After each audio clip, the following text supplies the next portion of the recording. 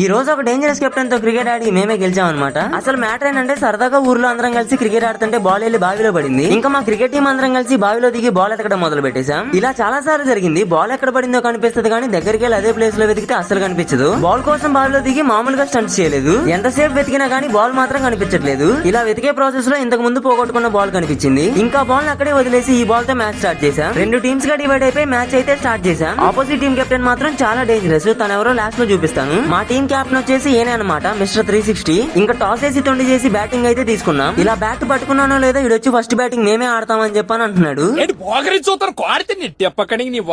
Final గా match అయితే మేమే గెలిచాం. ఇప్పుడు మా టీం అందరితో కలిసి ఆపోజిట్ టీం డేంజరస్ కెప్టెన్ కి వార్నింగ్ ఇవ్వడానికి వెళ్తున్నాం. మాతో గేమ్ ఆడడం అంటే పోర్లో నింటేసుకుంది ఇప్పుడు అనుకున్నారు. బిడ్డ చీరి గిన్నె బొంద పెడతా. ఇప్పుడు ఆ డేంజరస్ కెప్టెన్ ఎవరో మీకు కూడా చూపిస్తాను, చూసేయండి.